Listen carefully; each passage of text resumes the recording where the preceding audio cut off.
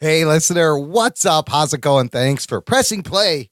On this episode of the Jock and Nerd Podcast, we announced the winner of our very first T-shirt giveaway. Jock and Nerd! We take a look at the box office records Avengers Infinity War is breaking and discuss the Luke Cage Season 2 trailer. Also, remember the 80s? Yeah, if you're an old fart like myself and Rug Boy, well, great news! Everything you loved 35 years ago is coming back. That's right. Get ready for more Bill and Ted, He-Man and the Masters of the Universe, The Predator, and The Karate Kid. Plus, in a listener-suggested segment, we're taking a look at Marvel versus DC character fight matchups. Iron Man versus Cyborg, Superman versus the Hulk, Gary Busey versus everybody. Go stroke a barbell. Who wins? Who loses? We make the call, all that and much more in this edition of the Jock and Nerd Weekly for Thursday, May 10th, 2018. Check. Check one. All right. This is really fans out there. Let's give it up. We're jocking, we nerding. We're funny, disturbing. We're jocking, we nerding. We're spoiler alert. Oh yeah! Jocking, we nerding. We're funny, disturbing. Oh yeah! Jocking, we nerding. We're spoiler alert. Give it up one time. Hi-yo, what's up, listener? Give it up. Give it up for yourself because you're tuning into the show. That's the best show at the bottom of the dumpster of shows. Of course, welcome to the Jock and Nerd Podcast. I almost got a little bit too egotistical for our own good there. Jock and Nerd. My name is Imran. My name's Anthony. He's the Jock. He's the nerd. And he's the Rugs. What's up, Rugs? How's the trash can? What's wrong with being at the bottom of the dumpster? That's where I thrive there. I don't understand how us being in the bottom of the dumpster makes you egotistical. No, I was going to go the best show on the internet, and I stopped myself. He flipped the script. I flipped We are, though, it. The best show. We are. Oh, shit. Absolutely. Look, to quote the Drake, started from the bottom, now we're here. Is that Where are we now? What is here? I'm not We're sure kind where of like in the here upper is. lower.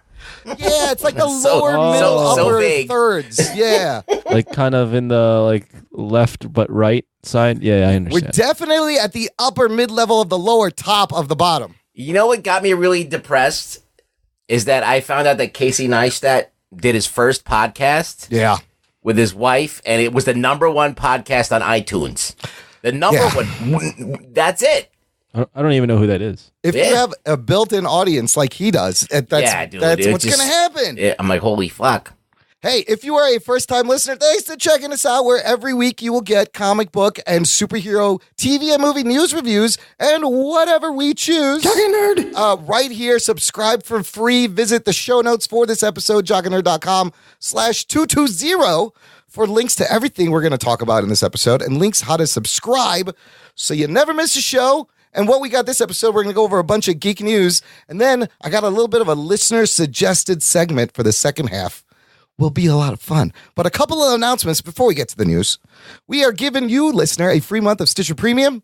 Just go to Stitcher.com/premium. Use the promo code NERD. And this is actually the best time This is to do still this. going on? This is still going on. Spoiler alert. Spoiler alert. This code is good till September. So you Holy may be fuck. hearing this shit until September. But let me tell you why right now in this moment in time-shifted time is the best time to use this promo code. Time shifted time. Get a free month of Stitcher Premium because it's the only place you can hear Marvel's first audio drama podcast called Wolverine: The Long Night. All 10 episodes are now out. Oh, shit. Oh, this is the time. And the after show is all out. So Oh, even you better. get 1 month free and you can binge this thing. You listen to an episode, you listen to the after show, listen to the next episode, listen to the it'll be a Binge great it on my experience. face, dude. I just jizzed adamantium. Yes. Yeah. You're gonna hear Snickety Snicket. You're gonna hear Richard Armitage as Logan in this really sick Richard audio Armitage. drama. He's making you drool, isn't he? Isn't he, Anthony? He's doing something to me. Oh, Richard Armitage. So I get don't it even now. know who that is, but he's doing something. He's an actor. Oh. Yes, his last name sounds like a watch. Anyway. There's also a street in Chicago. But just go Stitcher.com/premium. Use the promo code NERD. You got a month to binge the whole series. There's tons of other great shit on Stitcher Premium. You may want to keep paying for it like I did for an extra month so I can finish. No, I know. That's the point. Yes, no. Good for you, Stitcher. You got me. You got him. Yes, moving on. We did our first T-shirt giveaway. Talking nerd. That lasted 2 weeks. The entry period ended. Do we have a winner? We have a winner. Huge congrats to listener Lindsay Badger, who is she's a podcaster and a graphic design artist. She's on the podcast Pop Xcast. You can find it at popxcast.com. Lives in Oklahoma City. Did she legitimately win? She legitimately won by one of her entries. And she is a listener. I told her she won and asked her which shirt she wanted. She wrote back, "Hey, Imran, hope all is well in the world of Jock and Nerd. I truly enjoy listening to your show. You guys always do a great production. Thank you so much for the shirt. I never win anything, like ever, so I was super pumped to see I won your giveaway." I'm pumped. Yeah, me too. What shirt did she get? She picked the red heathered Jock and Nerd podcast logo shirt with everyone on it in the red, which I think it looks great on the red. Congrats, Lindsay. Look, I think this went well. I think we could do more giveaways. You think she's any relation to a honey badger? Oh, you know about the honey badger. The honey badger don't give a shit. Honey badger gives no fucks. Honey badger don't fuck around. I like that I'm quoting or playing off something that came out, like 5 years ago, maybe? Rugs, give me a honey badger line. Oh, I'm completely stupefied by this whole honey badger. I started thinking about the comic book character, the badger. Yes, there's the badger. The video, crazy, nasty ass honey badger. That was 2011 meme? Yeah. Jeez, that's a great video. Then around that time, there was a player at LSU who was nicknamed the honey badger. Now, is a badger and a honey badger two different things? I think it's a type of badger. That's a type of badger. Like Wisconsin badgers. I know that much. I think that's the badger that likes honey. I'm thinking about it doesn't closely resemble other badgers. Instead, it bears more anatomical similarities to weasels. All right, there you go. There's your animal fact for the episode. It doesn't look like a fucking weasel. We always try to squeeze one in. Look, I think we could do more giveaways. T-Public is awesome. You kind of look like a honey badger, Imran. I do, don't I? Now with my striped, dude, my face is so distracting. I don't even want to go out in public anymore. Like, if you guys look at the logo, his face has now become even more white. Is it any different? Oh yeah, I have to update the logo. Yeah, he's got like the reverse Hitler going on. Yeah, he's got like a white Hitler stash going. Like, I'm causing incidents and distractions on the street and making people crash. Like, I shouldn't go in public anymore. Why are you dyeing your hair white? I don't understand. I don't dye my hair. Especially your facial hair in patches, white. Do you know how much work that would take every morning to stripe dye my fucking mustache with the foil and the fucking brushes? Oh, Take a look at that logo, listener. That's not how he looks. I guess if you shaved your mustache, it wouldn't help. It would help. It's just you don't have a defined face. I don't have any melanin and pigment in the skin to give me definition. I don't know what I'm going to do. This is it's quite a disaster. I don't know. And I'm not sure. I remember no hair, no beard, Imran, and it was fine. Yeah, that was all right. It will take like 20 years. I'll look like I'm 53 as opposed to 73 if I do that. Why don't you just shave the beard? You know what? I may do that. It's summertime. I mean, just do it. What are you afraid of? That you have no neck? Is that? No, I don't have a That's my biggest. That's the biggest reason that I always hear. I look like Beaker from the Muppets. Just one long. No chin. It's just neck. Yeah. Well, there's a chin. You can't see it. It blends in because it's so white. I mean, your hair grow back. If it was the top of your head, I'd be concerned. Everyone at work will be just freaked out. I might freak out. I might do it. I might do it. When's the last time you went face naked? It's been years since I've actually not had a beard that I shaved it all off. Long time. We'll be able to see all the veins and arteries in your fucking face. Oh, I have a scar on my face now from when that fucking dog bit me. I forgot about that. Oh, yeah, the dog bit your fucking face. You were trying to kiss a stray dog. I remember that. It wasn't a stray dog. It was a foster situation. That's a whole separate story. I'll do it in the Patreon if anybody wants to hear. We are so off the rails. Let's rewind this a little bit. It doesn't. It really doesn't. But here, what I want to mention is I made some new T-shirt designs, you guys. Oh, shit. And I want to share with the listener, visit jockandnerd.com/shop if you want to buy some merch. A couple of new designs. I have a pair of Geek Boner Geek Boner T-shirts. Nice. It's in a very classic logo. Kind of looks like the Coca-Cola logo. Yeah, I like it. Right? It's a lot classier than what Geek Boner should get. And then I've made a new spoiler time. Strap yourselves in, you fucks. Strap yourselves in, you fucks. Spoiler time. And the spoiler time is real big. 2 new shirts. Check it out. There's actually this week, if you're listening, between May 16th and May 20th, there's going to be a sale on TeePublic. You're going to get $14 T-shirts. Everything is up to 30% off. When are you going to design the shirts that I talked about?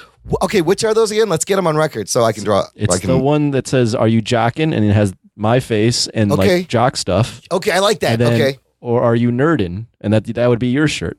And all the nerd your stuff. Your face and your nerd stuff. All right, I'll throw that together. I forgot about that one. We will do Those that are good ideas. Why don't you listen to Anthony? I'm listening. I've just had stuff to do, you fucks. Strap yourselves in. So are you jocking? Are you nerdin? 2 shirts. And then we have a Rug Boy shirt. And then we have a Rug Boy shirt. Yeah, there's plenty of Rug Boy shirts. We're done. Yeah.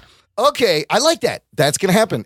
Check out the shop. I will post on social media when I make those. You will get more love than me. It'll be like a race. Like which shirt sells more. You'll definitely get more. Rug Boy will be number 1. I'll be last. No one likes already love this idea. When people don't write in, yourself out, Anthony. I think you might. I listen to the audience because when the people write in, they're like, "I love Imran. I love Rug Boy." They like forget that I exist. It's always fine. like, hey, I don't attend every show. And they can't relate to someone that gets late. It's fine. It's fine. Whoa. Oh, shit. Incel bashing. See, and you wonder why nobody says your name, Anthony. Yep. I bring it on myself. Okay, one last thing before we get to the news.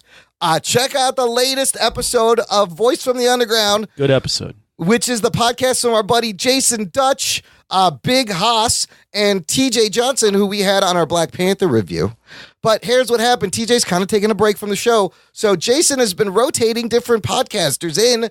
On the episode, the latest episode, I will put a link in the show notes, has our buddy, the Ginger Geek himself, Matt Delhauer. Geek Boner. It's a really good episode, really good show.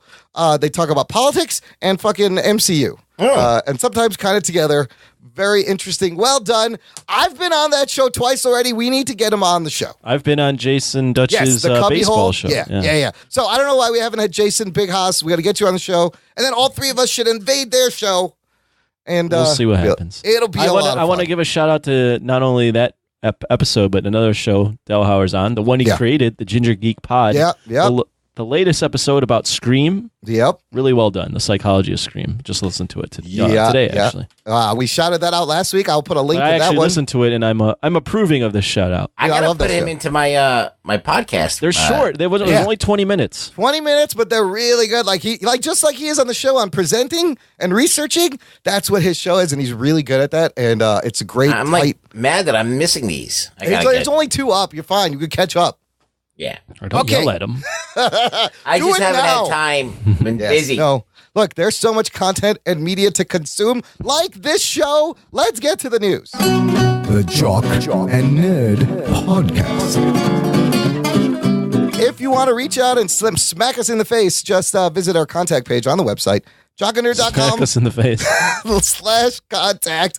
You can't actually do that, but you can write it in a descriptive paragraph. Submit it or follow us on Twitter, our Facebook page. You can send a speak pipe, of which, by the way, we have lots of speak pipes to share this show. Really? Just you wait. Ooh. This is going to be great.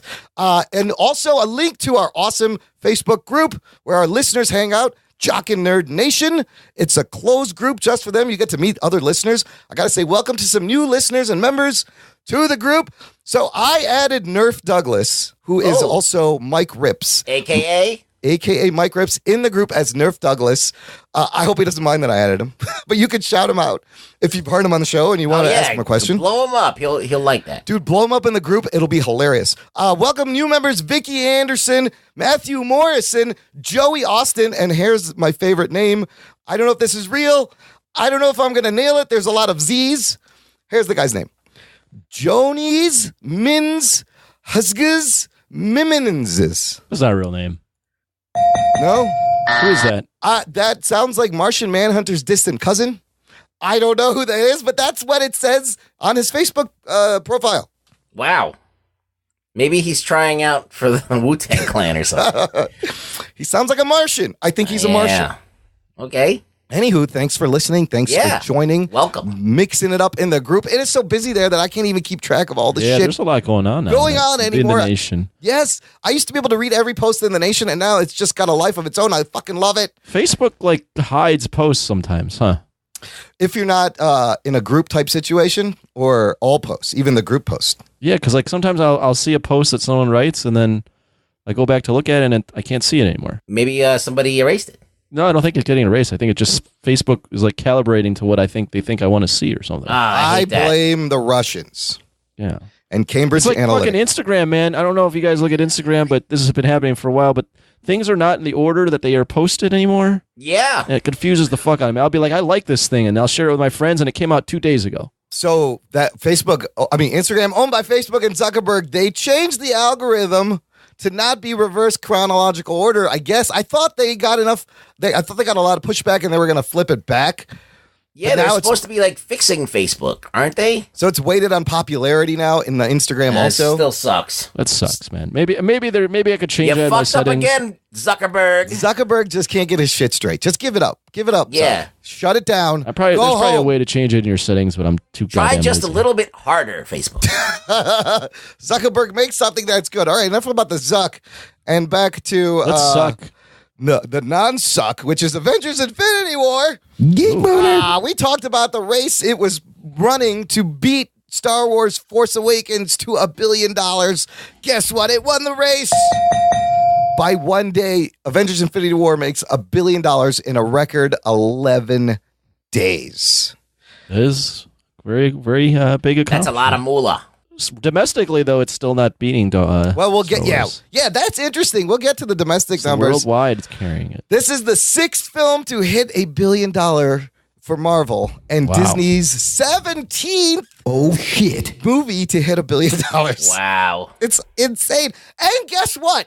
It still has not opened in China. Oh shit! Tomorrow, May 11th, it opens in China. Unbelievable. It also set the MCU's highest grossing second weekend. Infinity War got $112.4 million domestically over its second weekend, beating Black Panther's previous record of $111.6 million. Damn. Force Awakens still holds the record for highest grossing second weekend with $149.2 million the second fucking weekend. So it looks to have legs like Force Awakens, but then Force Awakens just puts up these crazy fucking numbers. Through 13 days, Force Awakens was at 629. All right, so currently the movie... our Avengers Infinity War is 479. 479. It was at 629 already at the same Domestically, time. yeah. Wow. What was it worldwide in 13 days, does it say? It doesn't say on Box Office Mojo. Okay. It is beating Black Panther, though, by about 50 million in 13 days. So worldwide, it's 1.25 billion worldwide. Yeah. And like we said, it has not opened in China. So that number is going to shoot up. I think it's crazy that something that's an independently made IP for movies like Star Wars has got a bigger draw and bigger box office power than something that's been in, comic book form for 60 something years. 60, yeah. I mean, but then in this form for 10 years. Yeah. Well, I think the Star Wars had the benefit of people were waiting for X amount of years for anticipation. A Star Wars movie. Yeah. Anticipation. But, Avengers Infinity War are obviously nothing to sneeze at.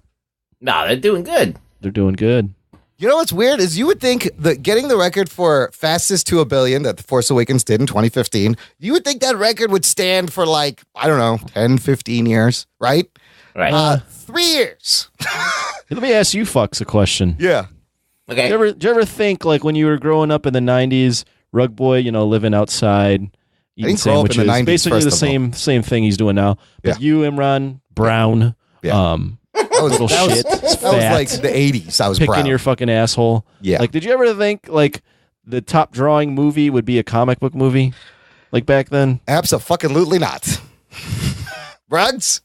I don't know. I always had this this idea that these movies would be great if someone would do them right. I had this vision that it could be done right, but I had never seen in my wildest dreams that they could pull it off to this level and make so many people come on board. You know what I mean? Nerd culture is now basically number one. It's pop culture. Yeah. Nerd culture is pop culture.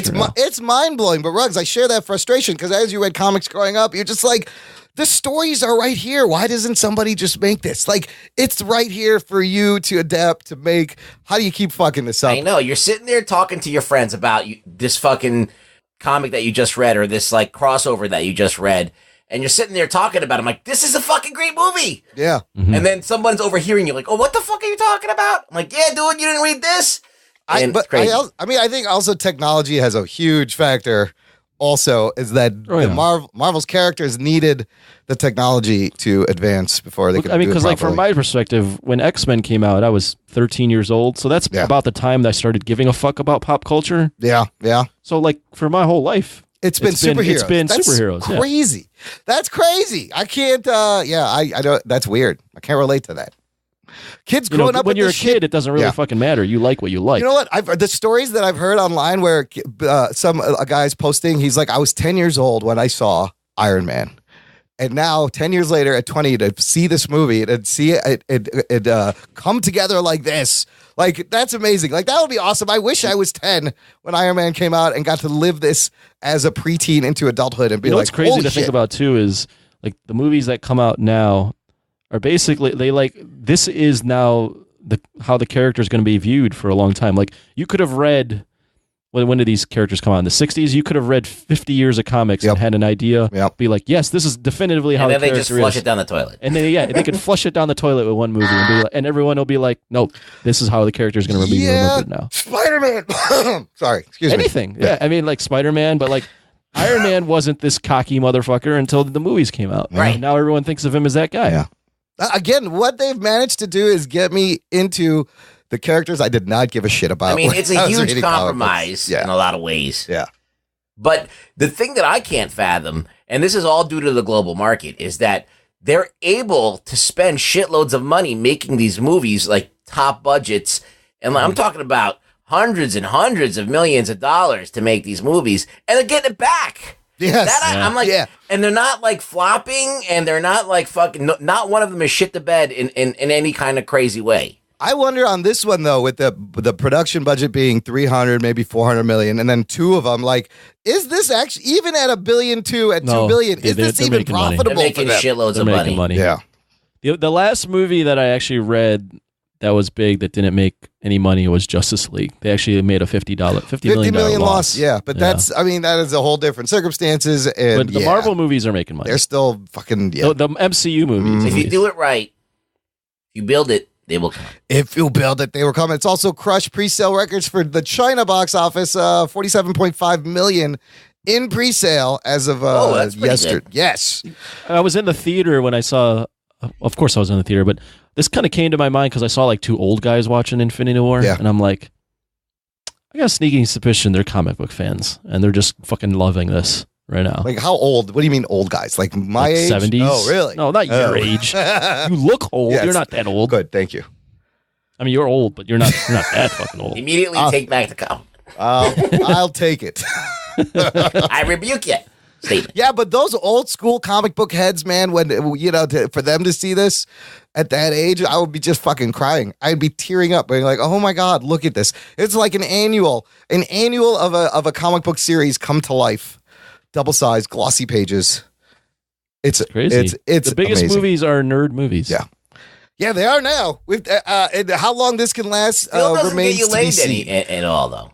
Does No. it? No? Still doesn't swing? Nope. We haven't got to that point yet? Hey, but hot girls watch these movies. Yeah, so that's a plus. And they go to like the conventions and stuff. They don't really, I mean, most of them don't understand like the interconnective tissue, but they're like, oh, I like Thor. I like Chris Evans. There you go. I love Captain America and I love Thor because they're both played by Chris's that are hot. All the white Chris's are in the MCU. I think that's really where their power comes from. Casting white guys Marvel named Chris. Abs too. And abs. Everyone get abs. Everyone gets abs once they join Marvel. Even the raccoon has we'll abs. paint them on. Okay, no problem. Groot has tree abs. This makes no sense. Speaking of the Disney and Marvel and that Fox deal that's in the air at I saw this. the moment, Comcast is getting a little sneaky. I guess their stock is kind of going down, and they have a plan to sneak in a bid. They are planning an all-cash bid of $60 billion. Oh, shit. For most of 21st Century Fox's assets if the U.S. government approves this AT&T acquisition of Time Warner. They may even want to buy the UK satellite TV provider Sky as part of the deal. Then that would be a $100 billion deal. Disney's bid right now is $52 billion. So they're trying to, and they think Disney can't match that with cash. I had read that Comcast's original bid was more than Disney, but Fox was going with Disney anyways, and now Comcast is upping that bid with, I guess, this all cash bid. Ooh. What a cock test! That's very aggressive. What does $60 billion in all cash look like? How many? That's a lot of briefcases. That's a lot of briefcases. That's Jesus. That's all the briefcases. That's like a shipping container full of cash. Yeah. I mean, it depends. Like you would spend at least $1 billion on briefcases, right? The whole house. Yeah. So now you're at $59 billion. So it's really 59. Yeah, you're done. Imagine they delivered it in pennies. Oh God, that would be like a fucking. That'd be like Sokovia dropping on the world. Yeah.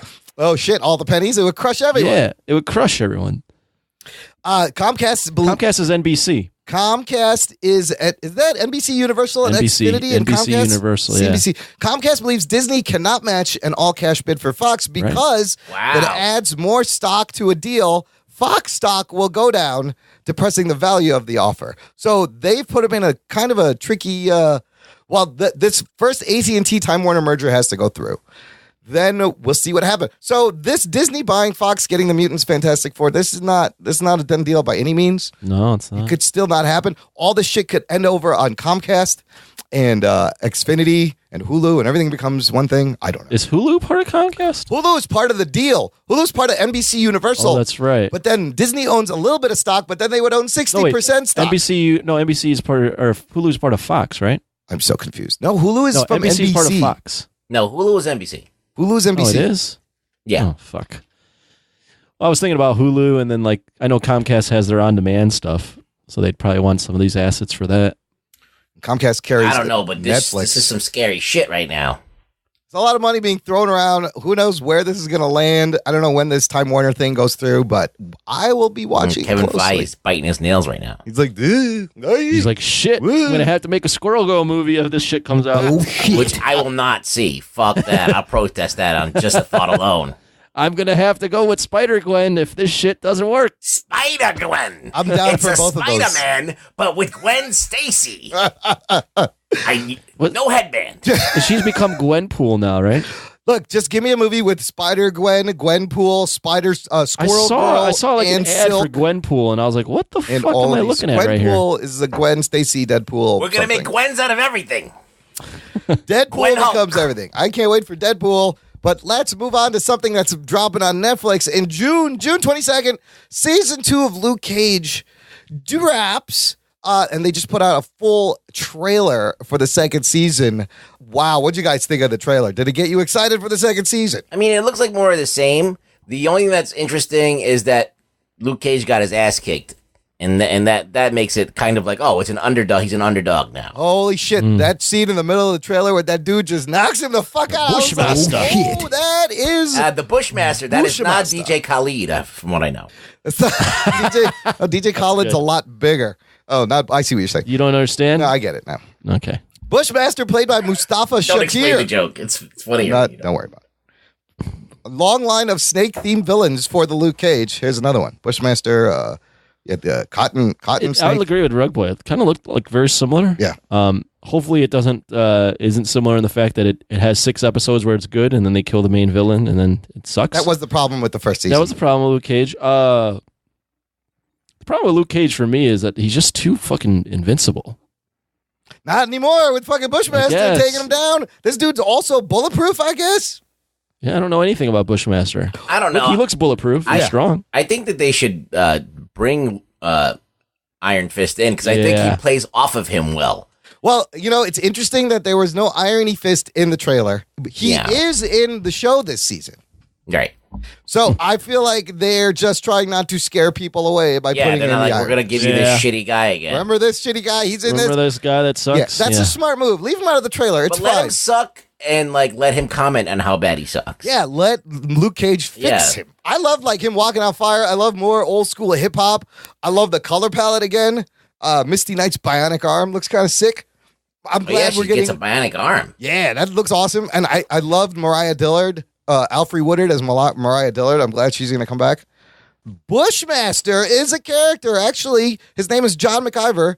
First appeared in Iron Fist in 1977, created by Chris Claremont and John Byrne. He is a mafia crime boss in Europe and later expands into the United States. He's confronted by Misty Knight, Iron Fist, and Power Man. Due to an accident during a fight with Power Man, Bushmaster was transformed into unliving metal, which later led to his death. And then in the 80s, there was another guy. Unliving metal. I don't know what that. I don't even know what that means. That's classic, like 70s comic. It's so vague. Hard water and unliving metal. Unliving metal. So there's another Bushmaster in the 80s who's he's another MacIver. It may be this guy's son. But it looks like this guy's bulletproof and he's a crime lord in Harlem. I love how Luke is kind of a celebrity after the first season and, coming out into the world. I'm excited to just check out and see how it goes. Hopefully they can redeem him a little bit and keep the whole season, without kind of doing that weird change in that first one where they kill off the guy and then all of a sudden it kind of fizzles out. The first half of the first season is so good. It's like, it reminds me of like good Spike Lee movies. It's gritty, it's colorful, it's got all that hip hop, good street stuff. And then like, it just takes a fucking left turn. Right. A weird sci-fi brother turn. It gets comic booky and you could still enjoy it on that level. But compared to the first half, man, it's like two different shows. It was like the downfall of the Marvel on Netflix. That right when they killed it started there, and then we got Iron Fist. What's his face? Cottonmouth. Yeah. What was the other guy's name with the silly Diamondback? It's all these snake fucking things. Yeah. I got a photo of what Bushmaster looks like in the comics. Do you think they should go with this costume here? I really think they should go with this. Can you describe this, Anthony? Oh God, I know. He kind of looks like the head of Blade. Yeah. And like Wonder Man's costume. So it's like a tank top, but not really. Like that skin on the side. It's open. Yeah, that's not a tank top. Yeah, it's open so you can see his armpits. Yeah, so like part of his chest and his abs, but his armpits are open in his arms. Listener, check the show notes. It's a great look. Maybe that's why they call him Bushmaster. Yeah. His that's how he armpits gets the ladies. Yeah. He's like, I'm a Bushmaster. Come on. I never thought of that. He does one of these. Yeah. As he sticks your face in his armpit. That's an actual exclusive audio from the season 2 of Luke Cage. That's going to be in the show. That's what Bushmaster says when he first shows up. Dude, I would fucking be there for that. 100%. Do you think there's going to be any effect from Infinity War and anything moving forward in these Netflix shows? No, it might be like a mention. I don't know. They should really get away from that They talked about the incident in the first season of Daredevil, but then that's about it, really. How do you, because you can't, like, it's too complicated. Do you have to all of a sudden you go back on and nobody's there? Yeah, like half the people, they're like, what the fuck happened? Yeah. I will tell you this, on Agents of S.H.I.E.L.D., they mentioned by name Thanos. Oh, shit. Geek Boner. On Agents of S.H.I.E.L.D. Oh, my goodness. They said Thanos. They said Thanos. And they actually kind of implied that the whole show from the first season, everything Hydra was doing was because of Thanos' impending arrival, and that's what motivated everything, kind of tying it all. Bullshit on that, too. Oh, of course. They totally fucking shoehorned there. But I didn't think they would say Thanos on Agents of S.H.I.E.L.D. I was like, holy fuck. I had to rewind it. Did he just say Thanos? He fucking said Thanos. Just out of nowhere. I haven't watched any of those episodes, by the way. It's good. A random thing I noticed, and that people will notice in the trailers, what's her face? Claire Temple? No, the other Misty Knight. Misty Knight, bionic arm. Yeah. Real fucking weird.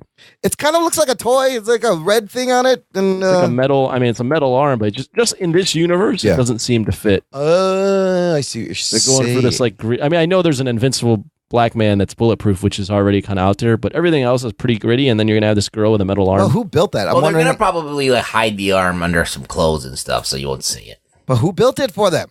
How Tony do they Stark in the comics, right? Hey, man, if you ever watched Altered Carbon, and that bitch gets that cyber arm, she kicks so much ass with that thing. That's why they did kind of the same thing with Yo-Yo and Agents of S.H.I.E.L.D. If you haven't watched, spoiler alert, I'm going to spoil it. Spoiler alert. She gets her fucking arms chopped off, and she's got bionic arms, and she does some sick shit. But the Altered Carbon girl also, when she got her arm, it was really awesome. So I'm down to see Misty Knight fucking punch a motherfucker through the wall with her bionic arm. Yeah. It's awesome. I'm down for that. It's awesome.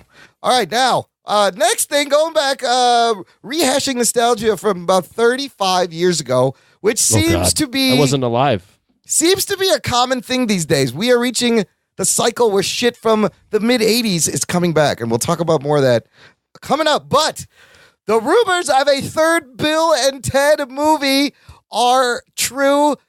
They have announced that it is officially happening with Keanu Reeves, Alex Winter. Here's what the music is going to be. Bill and Ted Face the Music will see the duo long past their days as time-traveling teenagers and now weighed down by middle age and the responsibilities of family. They've written thousands of tunes, but they have yet to write a good one, much less the greatest song ever written. With the fabric of time and space tearing around them, a visitor from the future warns our heroes that only their song can save life as we know it. Out of luck and fresh out of inspiration, Bill and Ted set out on a time travel adventure to seek the song that will set their world right and bring harmony in the universe as we know it. Together with the aid of their daughters, a new crop of historical figures, and some sympathetic music legends, they find much, much more than just a song. This sounds like they're doing the first movie again, but now they have kids. Yeah, pretty much. But that's the recipe. I'm kind of down with that. I love that first movie. I love Bill and Ted's Excellent Adventure 1 and 2. Yeah, are you excited for this? Now, are they great cinemas? No. Are they great examples of cinema? No, but they were like stupid movies when you were a kid and you had to write a book report. You wish you could go and ask Abe Lincoln what the fuck was going on. Yeah, you had a history report. It gave us Genghis Khan, Al Young. You know? Oh, that's right. Al Young as Genghis Khan was great. Yeah, the callback to Al Young, the guy who dies in every movie. And George Carlin was amazing. Yeah, George Carlin was in it. So it's like, it's a nice little blast from the past. I mean, you're not supposed to take it seriously at all. It's kind of like, it's a bad movie, but it's fun. Everyone would do the air guitar thing. Like, remember that was huge? People would dress like them. Well, Anthony, did you ever watch the Bill and Ted's? No. Really? No, I've never seen it. No. Interesting. I quite enjoy it. I watched it recently, the first one. Yeah, it's good. It still holds up. Pretty good. Yeah, the first one is really good. I even kind of like the second one where they're playing chess with death. That's fun. They Melvined me. Wow. They Melvin. I can't believe they're what the fuck has Alex Winter been doing for the last 35 years is my other question. I don't know. Do you remember in the second Bill and Ted's where they compliment the station's butt and Death gets mad and he's like, what about my butt? I work out all the time. Yes. Death has a tight ass in that movie. Yes, he does. It's taut like Tom Holland in his Spider-Man costume. Oh my God, what a crazy fucking meme. Have you seen that? You saw that meme. It's on our Jock and Nerd Nation. I saw it. Tom Holland has a very nice butt. They put it on Brie Larson's body, and it looked not so much. Looked like it fit. Here's the thing, though. I gotta say something about Brie Larson. She doesn't seem to have much of an ass. Yeah, but it's fine. But she's wearing like loose leather. Yes, and Tom Holland's wearing skin tight clothing. Holland is also like a dancer and a gymnast, and that's what happens when you're like a dancer and a gymnast. I mean, I don't think anyone's ass is going to look great in loose leather. I still think Brie Larson's ass is going to look great.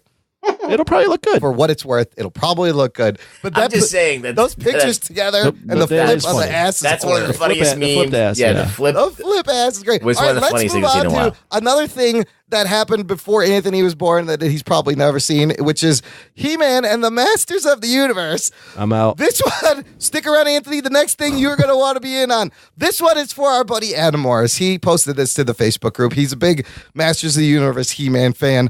And we talked about how David S. Goyer was going to direct and write the movie. Well, guess what? Goyer's out. The Nee brothers are in, and these are like small-time indie directors who had like one movie. But anybody but Goyer is fine with me. Well, I would have liked David Twohy to do it. Twohy? Yeah, he directed the Chronicles of Riddick. Oh, the Riddick guy. Ooh, Gooey Twohy. I think that's what they call him. I think that he would be great with this movie. I don't know. Do you know the Nee brothers at all? No, I've never heard of them. What do they do? There's one, I don't know. They're better than the Elbow Brothers. Yes. Boy. Whoa. Be more funny. Anyways. Do they have a Godzilla movie? They're going to make the Nee Godzilla. The Nee. We are the knights that say Nee. That's another reference Anthony is not going to get. Yes, I know that. Look, wave my private parts in your general direction. Or at your auntie, I think. I don't remember which one. I fought in your general direction. Yeah, I fought in your general direction. Here's the main surprising thing. Some plot details have leaked about how they're going to handle He-Man and the Masters of the Universe. Ruggs, let me know what you think about this. All right, spill it. In the upcoming film, King Randor will be presented as the great warrior king of Eternia, a descendant of the Grayskulls and the father of 2 sons, Adam and Keldor. As the film begins, Keldor is chosen heir to the throne, and his brother Adam is young, unfit, and a bit of a black sheep. Where Adam's relationship with his father is strained, Keldor is the epitome of a perfect son, beloved by his father, until the fate of Eternia is put on the line.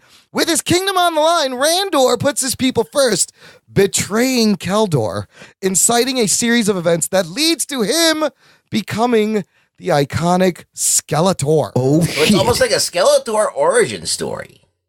But He-Man and Skeletor were never related, were they? No. I don't remember, but you could. Keldor was an aristocrat, I think, or he was a member of Eternia. Oh, he was in the Yes. cartoon. Well, I think Skeletor, was a regular dude at one point, and his face got burnt off with acid, if I remember correctly. And he became the Skeletor. Adam Morris will correct us if we're wrong. Yeah. Also, it says there's no mention of the Power Sword or anything. But do you like this reimagining? Yeah, of this? it sounds pretty Shakespearean. Sounds kind I of think Game of it should be. Thrones. I think that Kenneth Branagh could do a good job with it. Again, this should be like Thor Ragnarok. Anybody, Branagh, Yeah. Taika Waititi. There it is. Boom! It's right there. You're mashing Guardians of the Just Galaxy. less jokes. Thor Ragnarok. Half of the jokes. You're done. It's that easy. It's not hard. Don't put it on Earth. Never come to Earth. And don't do Orko. You know what? I think Orko is in this. Is it? What about orca? Like a whale? So if you scroll down in this article, they have the characters. They're looking at Man-at-Arms, Right. Zodak, Tila, Okay. of course, which is daughter Bodak Jack? of Man-at-Arms, Orko. Zodak Yellow. Yeah. Bodak. They're gonna do Orko as a small man. They're gonna do Orko, who was in the cartoon was this weird Orko. floaty magician with just eyes, no face. He was Right. kind of like the comic relief. That's Wolverine's Japanese girlfriend, Yuriko. Yuriko. It's not Yuriko. The live action version of Orko is going to be a small man whose self-doubt holds him back from being a reasonable, mediocre wizard. That's the description. And then Stratos, the bird guy. Remember the Birdman? Yeah. He was awesome. And Beastman, Evil Lyn, Trapjaw. Love to see Trapjaw. That's all you need. Those are the well-known people. What about Manny Faces? I did not see anything about man-y faces. All right. All right, fast forwarding to something that's happening this century, Anthony. Yeah, I'm back. Anthony's back, and he's back because Shane Black's The Predator just dropped their first trailer. Oh, shit. Geek Boner. The Predator. The Predator is Yes. coming back to Predator. theaters. He warms up your girlfriend for you. Dates him before you can get to him, people. Yeah. He's The Predator, September 13, 2018 from Fox. Anthony, I'm going to let you hit this one first because I have a lot of thoughts about this trailer. What did you think? Well, I'll preface by saying I'm a big Alien Predator fan. Of course. I was probably one of the only people that was very excited about the Alien vs. Predator, not one, but also Requiem. Oh, you like the Requiem, AVP2. I don't like either of them. They're not good. But I somewhat enjoy watching them occasionally. They're not good movies. Predator was always like the redheaded stepchild compared to Alien. Like Alien actually had clout, where Predator, the first one was very entertaining. Second one wasn't all that great, and ever since it's kind of been a joke. But this is like the fifth one, technically. This is the fourth Predator only movie. If you count the Alien v Predator movies, this is the sixth. What about including Predators? Including Predators, Okay. yes. So I'm a Predator fan. This trailer was not that great. Oh, shit. I had a feeling. I mean, I like Shane Black in the role. I think that might be something. There might be something there. But seeing this trailer, I was like, this screams B movie. A little so bit. hard. A little bit. So badly. I mean, and Predator's never been an illustrious IP anyways. Yeah. But I mean, this isn't really doing much. I mean, what worked so well for the first Predator is you had all these fucking macho motherfuckers on these screen. huge jack dudes. Jesse Ventura, Arnold Schwarzenegger, fucking, who's the third guy? Carl Weathers. Carl Weathers. The handshake that exploded the universe. Huge dudes, like He-Man in real life. Yes. You had gigantic dudes, and you just had these guys getting slaughtered by this unknown alien. Like, that was the whole appeal. The scale was great. The fight between them, how you would see, and the Predator was like bigger than those dudes. Right. You're like, this is a big fucking alien. So that's the whole appeal. Like, it's so to now go in like the suburbs and like have it be kind of this thriller thing, and I don't know. It's just it screams B movie, especially when What would you do with the Predator? So you don't like this idea? What would you do? I liked the idea when they did Predators of having like bringing in these ex-cons. The problem with that is the lead. What's his face? Who was the lead of that? In Predators, Adrian Brody. Oh, it was Brody. Right. Not at all convincing as a macho motherfucker. I like that movie. I like the Brody. I liked it. Yeah. And they made the Predators too easy to kill. Right. This was supposed to be an advanced, like, this is supposed to be a super Predator, and they were like getting killed easier than the first Predator. So, shit, man. I don't know what you could really do. Maybe go to the Predator homeworld and have a human over there. But what I'm seeing here, I mean, Olivia Munn being a fucking scientist. Come on now. This screams B movie. The only thing she can examine is my balls. Right? Ruggs, what do you think? This is supposed to be a soft reboot. Are you excited for Predator in the Burbs with Tom Hanks? But did Celebrity Deathmatch do this where they had the Predator versus Chris Hansen from To Catch a Predator? Oh, shit. I love it. Oh, who won that one? Like, they should send him to the Predator planet and him, like, with the cameras. Yes, Chris and Hansen. they're like, did you know that you tried to kill a 14-year-old girl? He's like, I'm looking for the Predator. You see him around? I don't know. I mean, like, I don't know what I would do for a movie. I think that Shane Black is going to make it. Look, it looks like a B movie. It's probably destined to always be a B movie. Yep. But at least Shane Black will make it a cut above. Like, it'll make it a little bit more of a. There's going to be more humor than you would expect in a Predator movie, I think. Because Shane Black movies are like the stuff that he writes, like The Last Action Hero. What else? Iron Man 3. Iron Man 3. They're all full of Lethal jokes. Weapon. Lethal Weapon. Kiss Kiss Bang. You know, he was in the first Predator and wrote on it a little bit. Yeah. And the Monster Squad, which is one of my favorite movies of all time. Yeah. So, you know, he always makes an enjoyable film to a certain degree. Like Iron Man 3, I don't agree what he did with the Mandarin. But, okay, barring that, I still enjoyed parts of Iron Man 3. I mean, there's a certain something to a Shane Black movie. Yes, it's a lot of the same shit. Yeah, it's always at Christmas. It's always a buddy Is it going to thing. save the franchise? Probably not. They want this to be like a big franchise Is it going starter to be for a them. huge hit? Probably not. So, I mean, as long as they have their expectations. Yeah. Like, if they're expecting this to make hundreds of Yeah, millions. but this probably didn't cost them shit. Yeah, this doesn't look like it's all that expensive. So do you think that is this going to be rated R? Do you think the Predator works if they try to make it for a more broad general audience? That's what they did with AVP, and didn't really work. It didn't work. PG-13. This is horror. I mean, this is sci-fi horror. Yeah. Is it? Like, the tone is all over the place in the trailer. Okay, look, the setup of this movie itself is a little bit hokey. This fucking kid opens a box he wasn't supposed to that has a device and then he causes the Predator ship to crash. And I'm like, you stupid kid. How did that box get through customs from Mexico? Well, the kid is always a trope of Shane Black trope. Yes, he's good with kids, but it's caused by a boy playing toys, and then the Predators have been messing with their DNA and meshing with all the planets they visit and becoming hybrids. I don't know what they're going to do with that. I don't know. I'm not buying that. See, I would like to be better, a better idea would be that the Predator obviously wants to hunt. He wants to hunt like the most biggest badass it's a game. is. It's a sport. So the movie that I would make, it would be about the biggest badass. Yeah. There's the fucking biggest badass that's ever fucking walked the earth, and there's all these fucking guys that want to maybe a UFC guy or something, and or a guy that's in the army or whatever, and they're all like whatever, and then the Predator shows up and fucking tries to fucking kill him. That's the first movie, but it was a great movie. Yeah, but that's the way it is. Yeah, that's what every movie should be because it works. Versus the Predator. So you know what they need to do? Yeah.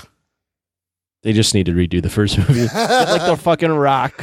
Oh shit, that would be Have great. the Predator kill the Rock. Like, who are the biggest badasses? Who are that you the put in biggest this movie? dudes right Who's now? the badass? Here's what you do. Vin Diesel. Shaquille O'Neal. You put the Predator in a Fast and Furious movie, and it's over. Yeah! Mike Fritz, That's where it. are you? That's Let's it. hear it. Wait, You just how have does him this work? picking off all the Fast and Furious So characters. the race is going on, and out of nowhere, the fucking Predator comes down and starts just taking them Or off, blowing them you up, have- shooting them. This would be even more of like B-movie territory. It would be like the Expendables versus Predator. Oh, yeah, all the old dudes. Or Rambo. Dude, Or you do Rambo versus Expendables. Predator would be good, too. I got to say, I'm honestly surprised that Predator is still getting made. Right? It's still a Like this thing. movie's still a thing. Well, it's had a long, weird journey to the screen. It's been in development since 2014. The release date's been pushed back 4 times. And recently, just this month or last month, it went back under major reshoots that, as Shane Black said himself, it redid much of the third act. This is Fox. A lot of this smells like what happened with the Fan-Fantastic movie. A little bit, which is why I'm really worried. They've also said that it is in continuity canon with all 5 movies, as Jake Busey will be playing the son of the character Gary Busey played in the second movie. So that's kind of a neat nod. More Busey. But I Does tell that you, make it better? more Busey's. Okay, here's another crazy thing. This cast, check out this cast.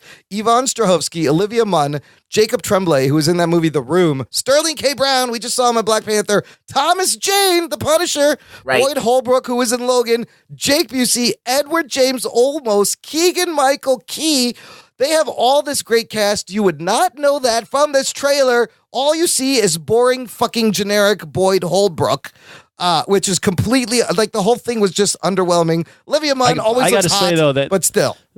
Other than Sterling K. Brown, I'm going to be honest with you. Most of those names scream B movie It to me at this does. point. What's Thomas Jane doing these days? Yeah. Thomas Jane. I mean, the last thing he did was what on that YouTube Punisher thing. Was that the? No, I'm sure I don't he know. must I'm have sure been he's in done all those movies. stuff, but I'm saying like none of these guys Okay, are like. you have a point because you put Jake Busey, Edward James Olmos, and Thomas Jane in a movie, and that's Edward James almost screams B movie. That's kind of it right there. You're done. I mean, they're the what they And then got. deliver the Predator. They don't have. This isn't an illustrious franchise. They're working with what they can get. So I'm going to go into this with really low expectations. I'll probably enjoy it, but it does not seem. Do you think it'll be better or worse than Venom? Oh, that's a good toss-up. Ooh. Because it seems very close. Both Fox movies, Venom coming out I a don't month know. later. What's going to do better? I think I Venom may mean, be the better movie. That will be I the don't know. bigger disappointment. That's true. Yeah. The Venom will be Predator the like bigger has disappointment. gotten nowhere to go but up. I guess it's already. Do been people shitty still for remember? Like There's Predator has a huge fan base. That's true. They'll come out to see anything. Predator Predator. hasn't been good since like the '80s. So No, right. They haven't made a good Predator movie since the first Predator movie. Correct. Absolutely. So You guys remember the second one? was that I saw Danny it. Glover? I saw it. Danny but Glover, It yeah. doesn't really. I don't know. Gary Busey. What's his name? Does it merit Paxton's a in it. watch? It was in second Los watch? Angeles in the It was city. it was in the hottest days of LA. The Predator drops in on a gang war and he's killing all these gang members. Good idea on paper. Yeah, but Danny Glover though is just not a great cast. No, he's to go up against fucking this huge Predator. Gary But- Busey. Gary Busey. Gary Busey's the best. The best part of that movie is towards the end. It was one of the first ever Easter eggs. Yes. You see the alien head in his. Who's got treasure chest. scarier teeth, the That's Predator or right. Gary Busey? Busey all the way. Okay. Busey. Nick Nolte. No, Nick Gary Nolte, Busey. close second. Busey. No, Who those. smells worse, Gary Busey or Nick Nolte doing squats? Oh, Oh. In I'm sweats. still going Busey. Scary Busey is a scary Who's looking got scarier motherfucker. teeth? Pennywise from It or Gary Busey? Or Venom. Or Venom? No, I think it's Gary Busey still wins. He wins all of those. Yeah, you ever look look up close at those teeth?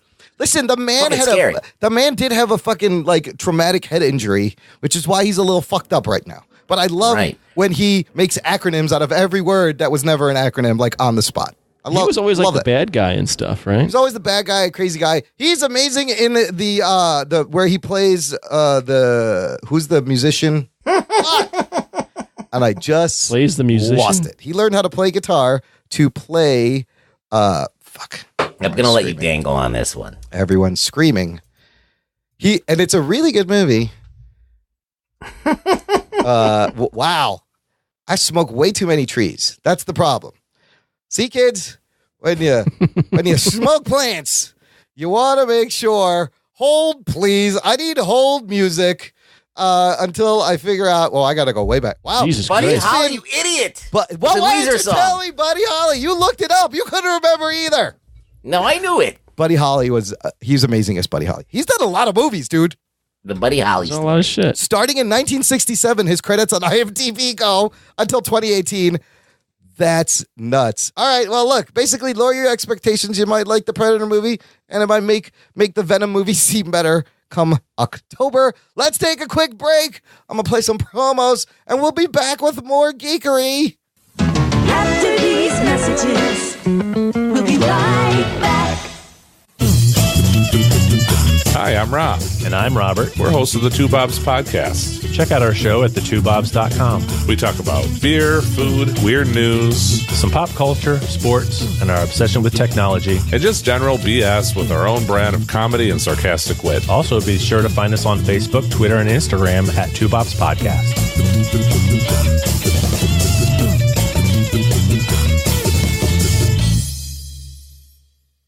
Hey everybody, this is Victoria, your dog guru, and I want to answer all of your canine conundrums, from your puppy questions to your daring dog disasters.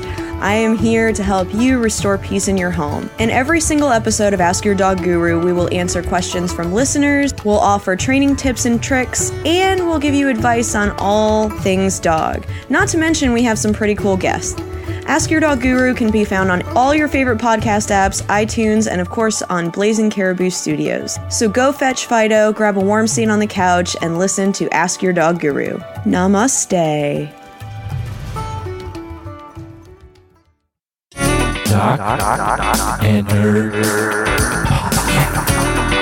Listener, if you are enjoying the show, if you moderately like the show, maybe you even love this show. Oh, shit. There's a place where you can get more show. Join our fan club, jockandnerd.com/Patreon, where you can help us out with a monthly pledge, help us keep the data flowing through the internet and to your ear holes. And you get an exclusive RSS feed, a whole extra podcast feed with bonus content, instant reactions, post shows, pre-shows. Last week, you guys, we did like a 2-hour show, and I put up a pre-show and post-show. It was another hour. Oh, shit. All that content. Of bonus content. And here's another thing I'm going to do for the patrons. When I have time, when it's allowable, sometimes the show goes up one day early. Oh, shit. On the Patreon. You could listen to it before the rest of the world. I did that with this last week's episode, and I got some good response. Seth Morgan, a.k.a. John Seifert, commented, "Hey, I just found out us Patreon peeps are getting stickers. I love stickers. Shut up, Anthony. Send me a bunch. I'm going to use them to spread the geekery. That's a great idea, dude. I will put them in public places that get a lot of foot traffic, like benches at our local mall, on the menu screen at drive-thrus, my wife's bedroom." Oh, shit. You almost ruined that line. Red room. Yeah, Red Room. Come on. Wait. I'm going to redo this. I will cut it in. No.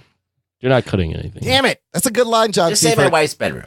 My wife's bedroom. Put the stickers there. You know where they go. Yeah. So, on the ceiling. Anthony, I told you people would like stickers. Somebody's excited. Yeah, but John Seifert likes anything. I love John Seifert. He's my boy. Glenn Smith. He's also, like you. Yeah. You like everything. This is why I like John Seifert. Yeah. Glenn Smith, also a patron, got the show early and wrote in and said, "Just listen to the new episode driving home from San Diego. 7-hour drive, so it was much needed. Good shit, brother." So you listened to it 3 times. Yeah, he can listen to it over and over again. Hey, the rest of that 7 hours, there's plenty of bonus content. We could literally keep you company for that whole 7-hour drive from San Diego, Glenn Smith. Thank you guys. One day we will. One day we can do that. Thank you guys for supporting. Check out the fan club, jockandnerd.com/Patreon. Okay, for this next segment, here's a sweeper. All right, everybody. Strap yourselves in, you fucks. Spoiler Strap time. yourselves in, you fucks. Spoiler time. There's nothing to Are spoil. there spoilers? No, there's nothing to spoil. No. It's just fun to play. Anthony said it, and then I played it.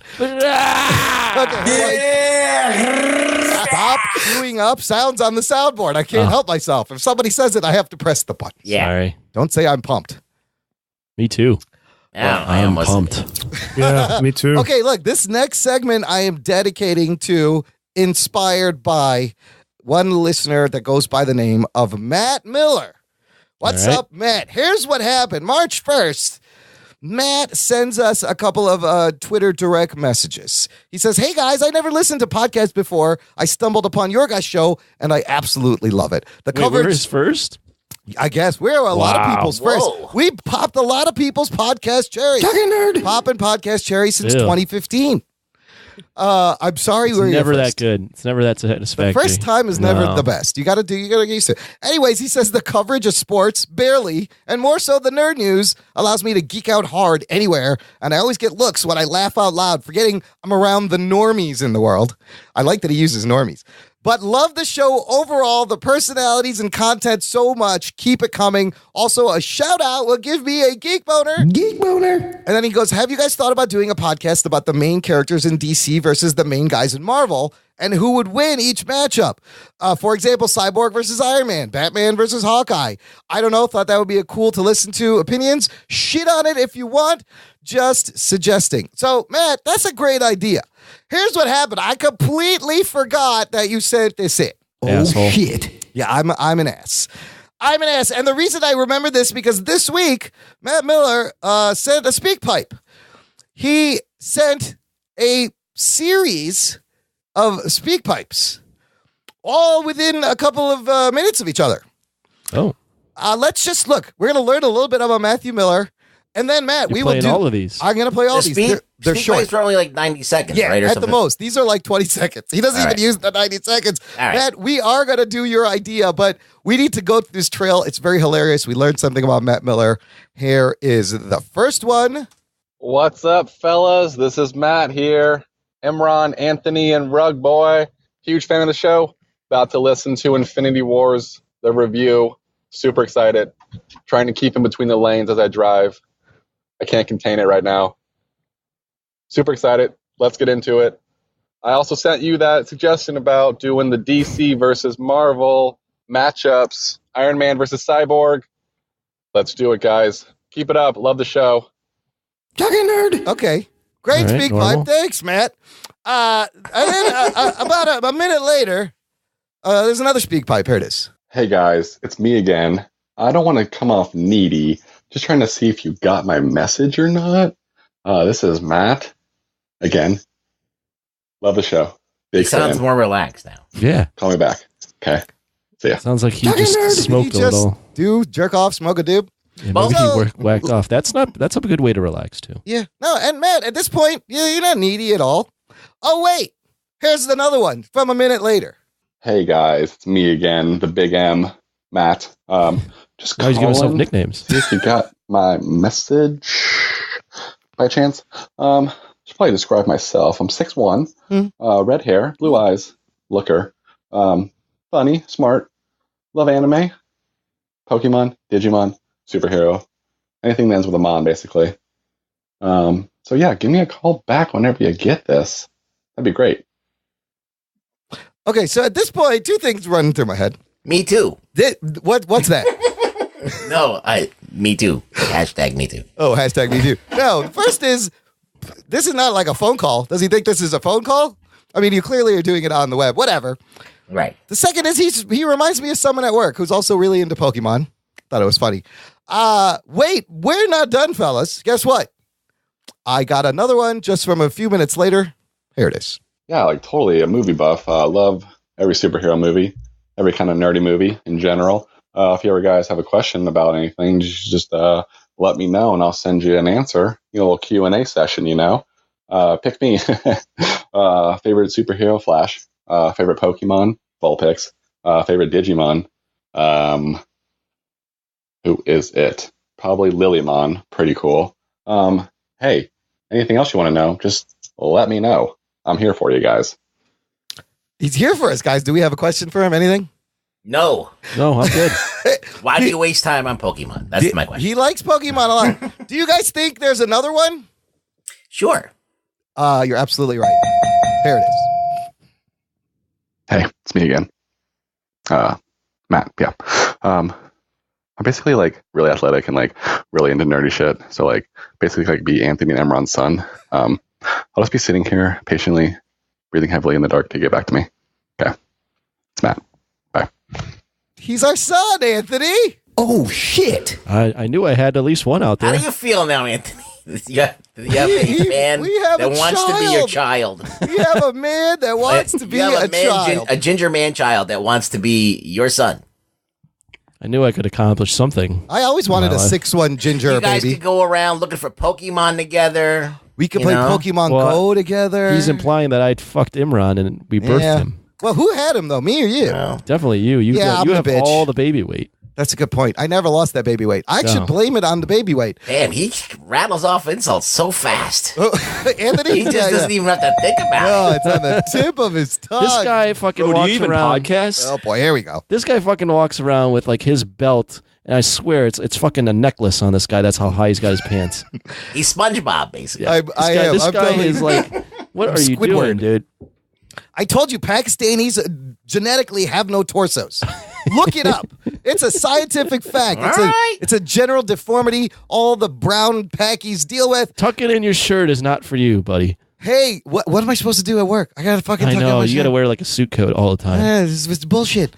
Trust me, I don't want to dress like that. The men are making me dress like that. Guess what? Do you think there's another speak pipe?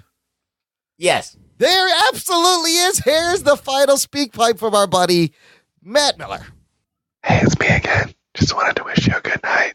Hope you're dreaming of wizards and flying around shooting lasers out of your eyes and catching tons of Charizards. Okay, sweet dreams. Well, thanks, man. I'm going to play that before I go to sleep tonight, just so. You do that, Emma. Puts me at ease. Anyways, Matt, thanks for the speak pipes. And then he finally wrote one last thing. He says, hey, guys, can't wait to hear the next episode. The show you do is all the stuff I love and want to hear others talk about. So keep up the great everything. Loyal listener for life or until you stop doing it. Talking nerd. So I thought real quick we could go over a couple of pairings. I have a list of battles here. We don't have to comment on all of them. If they're boring, just say pass. But apparently in 1996, there was a 4-issue limited series called Marvel vs. DC. I own it. You have that? I have Oh, it. shit. Ruggs, do you remember this at all? Vaguely. It was, who did this? Ron Mars, Peter David, writers, Dan Jurgens, Claudio Castellanini. Do you remember what it was about, Anthony, at all? It was like DC and Marvel are ruled by these two brothers, and they're fighting with each other, and they were doing like a contest to see who would win. Yeah. It was like a cosmic entities. Yeah, it's like two cosmic entities. One represents DC, one Marvel. And only one could survive. Champions, yeah, and only one could survive. Yeah, and it ended with them like combining, and then then you had like Dark Wolverine or like Dark Claw. Amalgam Comics, yeah. Oh. And then they came back out of it. It was. I mean, it ended in a tie. It sounds like the Secret Wars from the 80s. As a fucking kid, it was what, 96 was it? Yeah. 9 years old, 8 years old. Were you eating that shit this up? was like a wet. I was like loving this, man. Now, did this guy send you the matchups, or this is the matchups for the comic? These are the matchups I found online. Some, like a few of them aren't the things, but a lot of these happened in the comics, and I have the winner. So I'm going to ask who you guys think won or who should win. And some of these didn't. Some of these didn't happen. Yeah, no, some of these didn't happen. I some of these recognize some of this. That's some why of these I'm I just threw in as what about this one? Look, let's start with his initial suggestion: Iron Man versus Cyborg. Both guys encased in metal and with blasters and rocket jets. Who would win this? Ruggs? I don't know. It's a tough one because Cyborg, the way that he's being depicted now, is pretty invincible. Like he just can face fucking. He can change. He's one with the machine. And yeah. Iron Man's still human and vulnerable, I think. Yeah.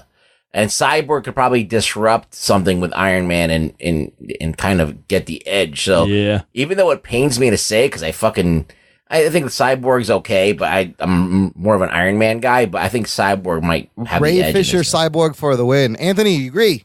I agree. Cyborg can interface with anything, so he would just interface with the Iron Man suit and fuck him up, and then be done. Yeah. All right, that's a good one. Moving on. I love this pairing: Batman versus Daredevil. Geek boner. Now you got two guys. They don't have powers, but this they've didn't trained. happen in the comic. No. This did actually. It did not. It's in this article that said it happened. Maybe it didn't. I don't remember reading this. No, it was Batman versus Captain America. Yeah, Batman fought Captain America. That's also in here somewhere at the end. But Batman fought a bunch of people in this, apparently. He fought also the Hulk and Captain America in this limited series. But what do you guys think? But all right. It's on the fucking Screen Rant CB article. Anyways, two guys, no powers, both self-trained, one blind with heightened senses, one just a trained ninja. Anthony, you go first. Who takes this one? I'm going to lean towards Batman. Well, it actually here. With prep, Batman. Without prep, Daredevil. How about that? Oh, that's interesting because Batman has gadgets for everything. With prep, Batman with anything. Daredevil will kill a dude, right? No, Daredevil... He will not kill a dude. They both won't kill a dude. They both won't kill. Nobody dies. So they just beat each other until they're like tired. And then they just both pass out. Well, Daredevil has heightened senses. Batman does not. Batman's probably smarter. So if they're fighting naked... I think Daredevil would surprise Batman by reading some of his moves beforehand, and Bats would be like, how the fuck did he know I was going to do that? Yeah. Not figuring out that he's blind. That's why I'm saying, but with prep, if Batman knew he was facing Daredevil, okay, so he would just release some sort of sonic blast. If Batman had his resources. So you kind of say Batman with prep, Daredevil without prep. It's probably an impromptu fight, so we'll go with Daredevil. Okay, Daredevil for the win for you, Ruggs. I say if they're naked, Daredevil wins. If Batman has his shit, Batman has his utility belt and his batarangs, I think that Batman comes out. Batman takes it. He just needs knockout gas. Apparently, I don't know if this is right. I thought I read in a comic book it's a draw. I think you're reading the wrong. Maybe I read the wrong description. Yeah, because that was Batman and Cap. Actually. Here's one that's not in there, but it's a great matchup. Two of the same kind of characters from the universes: Green Arrow versus, of course, who else? The non-existent Jeremy Renner Hawkeye from Infinity War. No, just Hawkeye. Green Arrow versus Hawkeye. Who would take that one? I don't know. Toss up, pass. I think that the Green Arrow in the comics is kind of a pussy, and they made him cool now. Hawkeye's been more of a badass longer, I think. Yeah. Green Arrow was like a liberal, like curly mustache guy for a while. Yeah.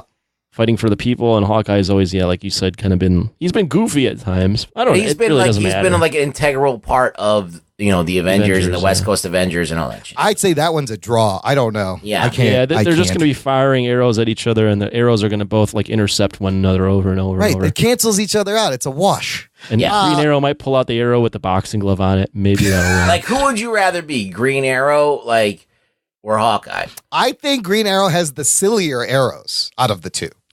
But I think Hawkeye gets that pussy. Absolutely. Although Green Arrow got what's her name in the Green Arrow gets laid a lot too. Doesn't he? Oh, he gets Laura Lance Magician or Laura Lance. Yeah. I thought Black Canary. I don't know the. Oh, in the comic books is Black Canary also. Black Canary. That's true. They both get that pussy. But Hawkeye just seems a little bit. Who gets that dick? I don't know. Okay, moving on. This one happened in an oversized special issue from the 70s, which I own. I bought even a matchup at a comic book convention. It sounds silly. Superman versus Spider-Man. Right. Ruggs, who takes this one? I mean, if you're talking about reality. Yeah. I mean, Spider-Man in the comics, he always seems to come out on top no matter who he fights. Like, he fought the Hulk, he fought this and that. So he's fought the Juggernaut. So he's taking on big dudes and kind of using his cunning and his wit, managed to, like, outsmart the... He's taking on cosmic beings, too, and kind of survived. So, if you're going by canon, Spider-Man could pull this off. Yeah. But I'm just going to go for Superman in this one. Because he's just, he's all-powerful Superman. Anthony? Yeah, you got to go with Superman. I love Spider-Man. Unfortunately, I don't think Spidey stands a chance. In this issue, what happened... You're saying he doesn't stand a chance. I think he does stand a chance. I think Superman ultimately will win. Okay. No, I think you're right. He could put up enough of a battle. What happens in the issue is Superman is affected by red kryptonite, and only then can Spider-Man kind of take him down. But once it wears off, he realizes he can't beat Superman. And then they talk it out and realize that they were duped and they're being made to fight each other, blah, blah, blah. What happens in comic books. So that it's not, it's an asterisk win. This one happened in that Marvel versus DC Lobo versus Wolverine. I kind of love this mashup because they are both kind of the equal characters of the respective universes. Well, Lobo's Space Hulk, basically. Lobo is Space Hulk, Space Wolverine, but they're both dirty fighters, both fucking brawlers. Who takes this one? Anthony, you want to go first? Well, I've read the comic. Oh. But I would agree with the comic. I think Wolverine wins. Yeah. I don't think, does Lobo have the healing factor? That's a good question. I don't know. He is an alien too, isn't he, technically? Yeah. He does actually have the healing factor. He does have a healing factor. But he doesn't have adamantium. He hasn't got the adamantium. Yeah, I'm going to go with Wolverine. Just because of the adamantium. Ruggs, what do you think? Yeah, I'm going to say Lobo is way more powerful. He's like stronger than Wolverine. You think so? Yeah. I think he's a big dude. Who's bigger, like in stature? Lobo's bigger than Wolverine? Lobo, yeah. Wolverine's a small dude. Yeah, Wolverine's a short, squatty guy. Wolverine but I comes into his nutsack. I thought Lobo was also kind of a short, squatty No, fella. he's the main man, dude. He's huge. Oh, he's like if Andrew Dice Clay was white and was a fucking superhero. No? I think they modeled him after somebody from Kiss or something. Oh, right.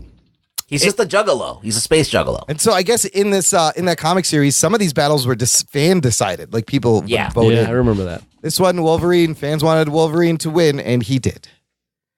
Batman also fought the Hulk, which is a crazy... No, the Hulk would beat his ass. That is a crazy matchup.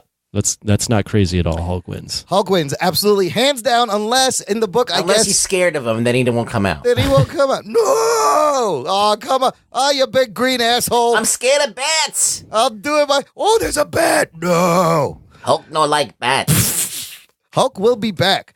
In the book, Batman's no match, but of course he's got to cheat and use knockout gas. That's the only way you're going to stop the Hulk if you're the Batman. Right.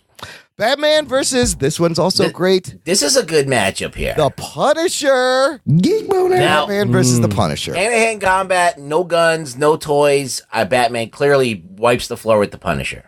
All right. Wait, you're saying Batman wins, no gadgets, no guns. Okay. Yeah. Okay, Anthony? I would agree. I think Batman wins, no gadgets, no guns. But you throw all the gadgets in there, and although Batman's going up in a so in full a arsenal, both sides. Punisher's got the bullets, which are faster. Yeah, and Punisher is going to have no second thought about killing a motherfucker. Punisher is very tactical too. He plans a lot. He fucking looks at the weaknesses of his enemies and shit like that. So imagine like Batman has dodged bullets, but imagine him jumping at Punisher and he just sprays him with two fucking Uzis. Punisher's you're not dodging that. Yeah, you're not. But I agree with you guys. Brawl hand to hand.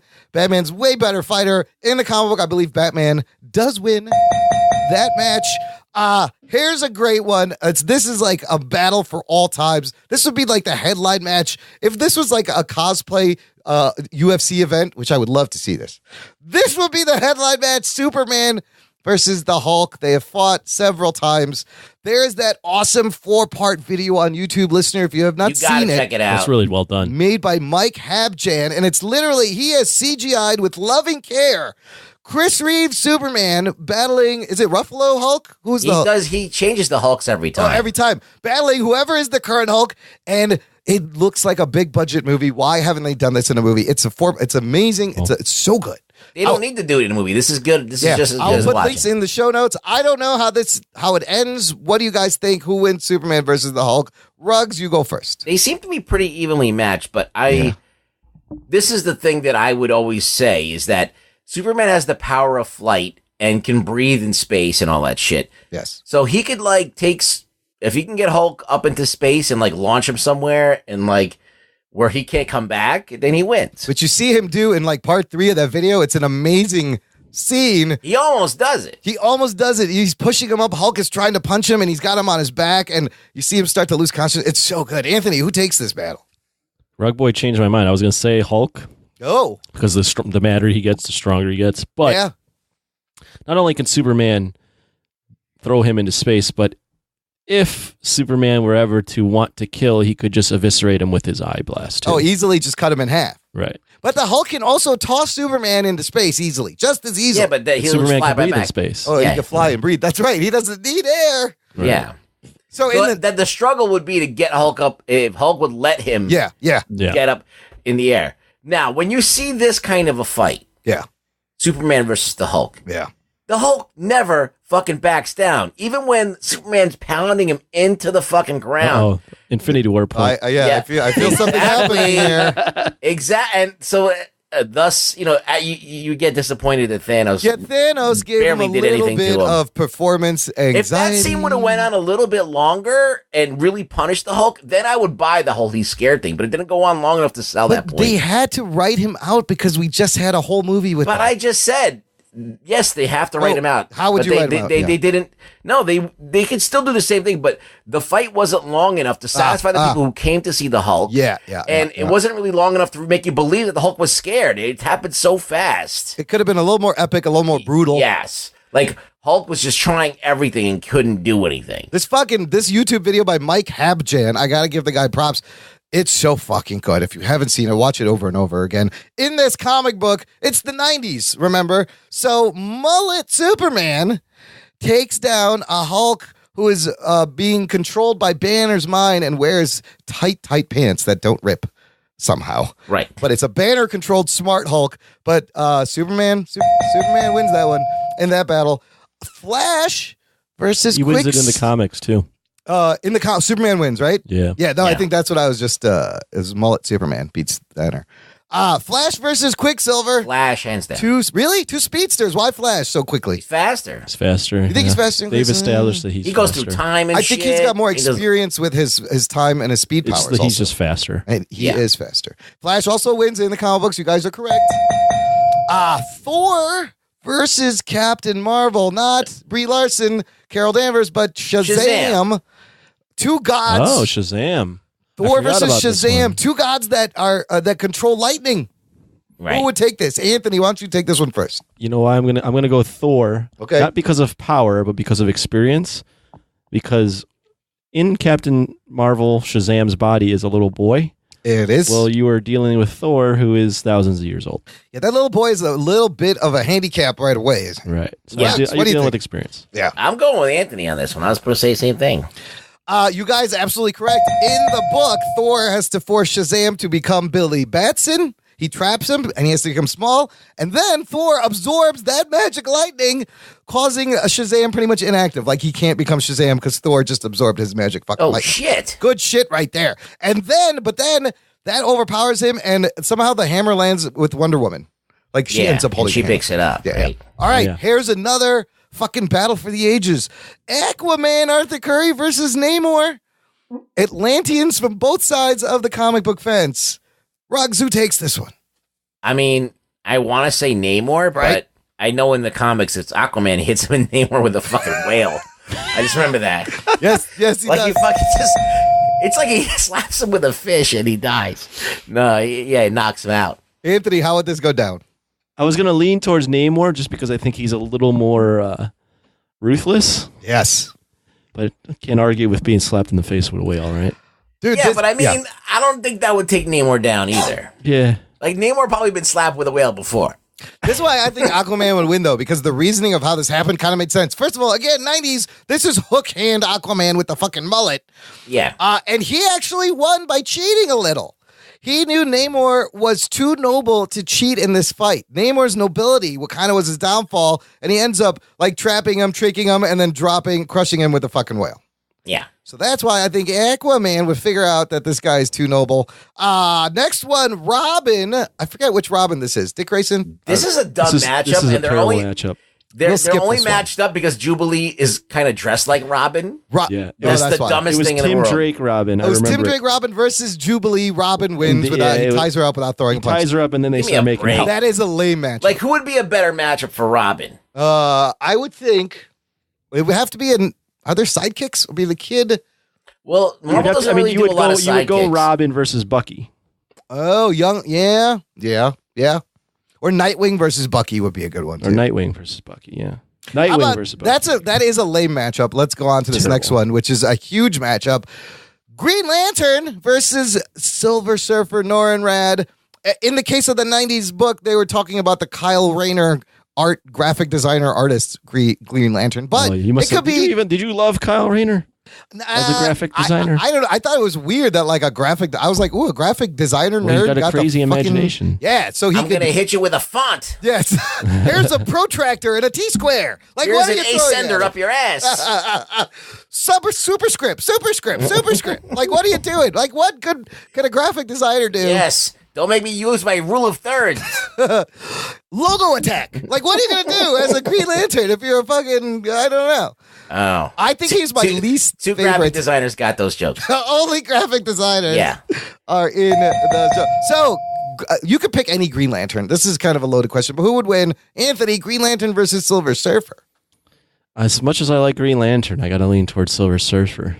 He wields the power cosmic, right? He does. He is Galactus' He's just cooler. herald. He is a lot cooler than the Kyle Rayner Green Lantern. I think Hal Jordan could take him down. His Maybe story is cool too. Yeah. Like, there's only one Silver Surfer. He's unique. Green Lantern's like 1 in a million. That's a good point. Yeah, That's Silver a good Surfer. point. That's very good. Silver Surfer's a herald of Galactus. Yeah. That's a very unique thing. Where Green Lantern's one of I think many Surfer's policemen. Yeah. And Surfer's way more powerful. Way more powerful. Yeah, and he's got to recharge his ring. You know? Yeah, it's bullshit. Kyle Rayner, Green Lantern loses in the comic book. Silver Surfer wins. Catwoman versus Elektra. Is this a good matchup? I don't know. It's kind of lame. I feel like Elektra would wipe the floor with Catwoman in 2 seconds. Catwoman's just kind of She's a thief. She's got a cat whip. burglar. She's a cat burglar. Got a whip. And Elektra is trained by the hand. Assassin by the hand. Come on. Yeah, come on. Elektra does win easily, I believe, in the comic book. This one I think is good. Wonder Woman versus Storm. I feel like this is a really weird matchup too. They're both goddesses, though. Technically, they both I kind would of put control Storm against lightning. Thor. You know, I don't know. Well, but the Thor Shazam also works. These are women who I control gotta lightning. go Wonder Woman pretty easily. Really? Yeah. Really? She's super Storm. I mean, Storm can control the weather, but Wonder Woman lays one punch on her, and that's a normal. She's that's just done. a human. Yeah. It's a mutant, but She's a mutant. Not only that, but depending on which origin you go with, Wonder Woman is like the daughter of Zeus now. So it's like lightning shouldn't do shit to her. She is a goddess. In the comic, this was a fan decided one, and of course they picked Storm. Though, so whatever. They picked Storm. I remember that she shocks her with lightning. I'm gonna skip this next one. This is dumb. Also, Superboy versus Spider-Man. No one cares about Superboy. If we just did a matchup with Superman, this is irrelevant. Yeah, this is relevant. Here's the last one. This one, I think the book ends with, and if you think about this matchup, it's fucking pretty intense. Batman versus Captain America. It's got to be a draw. That's what they did in the comic. Well, the comic has it as draw. I think it's Captain America. Really? I mean, he's a superhuman. He is a serum enhanced person. And he is a great fighter. Yeah, and he's also Batman's got more gadgets. Got the gadgets. Captain America's got the shield. I think if you give Batman prep, he's going to win. But no prep, I think Cap's. Batman going up against any powered you're right. person. Batman's still a dude. Right. Yeah. Still a man. Captain America is a man. He hits him with one punch. He's dead. And he's dead. He's a dude and a man. Exactly. This is a handsome, muscular man. Yeah. Yes. It's like a pirate had a baby with an angel. Yeah. So I think in the comic books, what happens It's like a patriot had a baby with a bald eagle. That's Captain America. Bald eagle. Yeah. I think you're right. Captain America would one punch. He's done. Yeah. So in the comic, this fight lasts for hours. They show them evenly matched. Something happens when they get swept into the sewer or something. Yeah, the one Captain America starts drowning and Batman has to save him. Batman technically kind of wins because Cap gets hit in the head off a ricochet off his shield, starts drowning. Batman has to pull him out. So it's kind of a draw. Maybe Batman a little bit of edge. But that's all of them. Is there any that's not in here that you would want to see? What would be like the cool matchups that you could imagine that haven't been done by the comic book companies yet? Well, they did Avengers versus Justice League in the 70s. Right. You remember that? I just remember the cool image of Superman like with his shirt being like ripped, carrying the shield and Thor's hammer. Like, what are some cool matchups? Like Captain Marvel versus Superman? I mean, like Marvel's Captain Marvel? Like what about Batman versus Black Panther? That's a good one. That's a good one. Ooh, Hulk. I have another article, Screen Rant 13 we'd love to see. They have stuff like Hulk versus Wonder Woman. That's a good one. Punisher versus Red Hood is not bad. That's a good one. I like that one. They both love guns. They're both trained marksmen. Well, it would be like Deathstroke versus the Punisher. Or Deathstroke versus Punisher. You should do all the Deathstroke versus Deadshot or Deathlock. Yeah. Well, they're both DC though. Deadpool, yes. Taskmaster. So, okay, here we go. Avengers Infinity War. We just had Justice League. Superman versus Thanos. Who wins? Oh, shit. Thanos? Yeah. Thanos is like a dark side. So, like, dark side would beat Superman also. Well, Thanos is really hard to kill, and so Superman, but I don't know. That's a good even match though. Yeah. They got Joker versus Deadpool. That's really weird. I don't know. Deadpool will wipe the floor. They're both crazy though. They're both unpredictable. The only reason Joker's alive is because Batman fails to kill him. One guy can't die. It's not because he's unbeatable. Yeah. Okay, this last one's actually pretty good. Dr. Doom versus. He's a big player. Sinestro. Doom versus I think I gotta go Sinestro. Sinestro. Oh yeah, he's got the power. Really? I was gonna go Doom, but I was gonna go Sinestro because he can just create basically anything. Anything. Doom's got Doom bots, but they are they'll run out. Doom does have magic, but it's one of those things. Doom with prep. Yeah, wins. but Doom kicked the shit out of Thanos. Doom kicked the shit out of Thanos in Secret Wars, didn't he? In the new one, yeah. He did, but he was also that's right. He was with like. Yeah, he was God all powers. hopped up on something. Yeah, didn't Molecule Man give him all the powers of the universe? He was basically controlling the universe. Yeah, he was controlling reality. He wrote all the reality in that last one. So, I mean, Doom has wielded a lot of power. Sinestro, though, Sinestro fights dirty, man. He knows how to use that yellow power. Yeah, that's true. That's a good even match. That's a good matchup. Look, Matt Miller, great idea for. I hope you enjoyed the Matt Miller segment. Just for you, Matt. Talking nerd. Send in 12 more speak pipes for next week, and we will play them. Don't. I won't listen to them. Yeah, play them. I'll leave the show. Okay, the last thing before the mailbag, I just wanted to discuss briefly stuff I started watching. I am halfway in Lost in Space on Netflix, 5 episodes in. Great. And I'm 5 episodes into Cobra Kai on the YouTube Red. Okay. Let me tell you something. Both things are great. I love the Lost in Space. I kind of, like you said, Ruggs, the fucking production, unbelievable. I love the cast. I like the backstory for the robot. I like the update. I love Parker Posey as Dr. Smith. I'm excited to see where it goes. But Cobra Kai really fucking surprised me. Geek boner. It's like you want to hate it, but then you can't. Good. Yes. You're like, this is really cheesy. But this is really fucking. And you're like, is it funny? I'm like, no. It's kind of like, it reminds me of Entourage, where it's a comedy. It's supposed to be a half-hour comedy. But it's still dramatic in its own way too. Yes. It's a dramatity. It's 10 half-hour episodes. The movie literally starts with the end of Karate Kid. It's in the first episode, and it just pulls you in. And just like Bill and Ted, man, 35 years ago, stuff that mid-'80s, like suddenly the nostalgia is real for these IPs. Cobra Kai's already been renewed for a season 2. This thing just dropped May 4th. They're giving it a second season. I'm 5 episodes in, 20 million views since its May 4th debut. It has gotten. It's very good. Ruggs, you watched the whole thing? I watched both of the whole things. I watched all of Lost in Space and all of Cobra Kai. I think Cobra Kai was a bigger surprise. Yeah. Because Lost in Space, they threw like shitloads of money at it. It looks great. It looks great. It's completely crafted to be a family show. It's a great, solid sci-fi family show. Absolutely. Yeah. It's not like, when you're watching Game of Thrones and there's tits everywhere and shit. And like blood and guts. It's like a very something that could be on TV with maybe a couple of curse words in there. Yeah, and they do have some curse words in it. Yeah. But it's not like anything beyond PG-13. But I love the concept. I like the writing. There's a couple of weird contrivances, decisions they make or something. But that's going to be in there. But overall, like a great science fiction show. This is Lost in Space. Every single time something good happens, 10 other bad things happen. Yeah. So it's that whole gag. But Karate Kid, I was expecting it to suck. Just like the production value when I saw the trailer, I was like, it's going to be kind of shitty, but I gotta watch it because I love Karate Kid. So it ended up surprising me, and I was like, dude, I can't wait for more of this. It's really good. Why would I want to tune in to see two old fucks? Yes. With a grudge against each other from karate class. It sounds just, on paper, it sounds like shit. I mean, the brilliant, it's so good. The brilliant thing is, in Karate Kid, you were empathic with Daniel LaRusso. He was being bullied. He was the kid that all the kids picked on and went for self-defense training. Johnny was the uber 80s bully. The guy everyone knew at school, you fucking hated Johnny.